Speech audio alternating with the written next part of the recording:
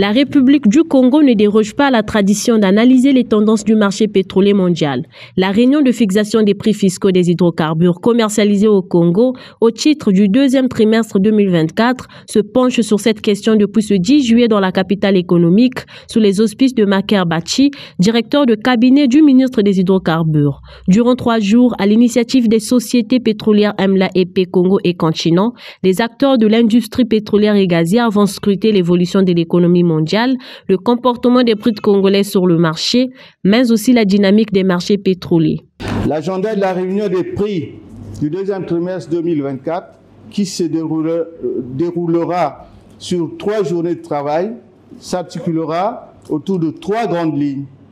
Un aperçu de l'économie internationale et la présentation de la dynamique des marchés, la fixation des prix fiscaux des différentes qualités d'hydrocarbures produites et commercialisées, et la signature des procès-verbaux techniques par les experts d'une part, ainsi que celle des procès-verbaux par les directeurs généraux et Monsieur le ministre des Hydrocarbures d'autre part. À l'entame de son discours, le directeur de cabinet du ministre des Hydrocarbures a fait une lecture du marché pétrolier qui présente une tendance stable des prix en raison des politiques de réduction de la production enclenchées par l'OPEP+, ce qui pourrait donc maintenir les indicateurs du marché.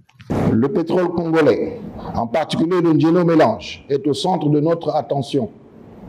Ce brut, principalement vendu sur les marchés asiatiques, sera au cœur de vos discussions pour fixer les meilleurs prix possibles lors de cette réunion.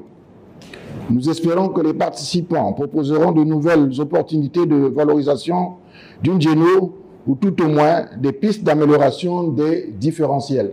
Le Congo, dont l'économie respire en grande partie grâce au secteur des hydrocarbures, devrait optimiser sa production pétrolière.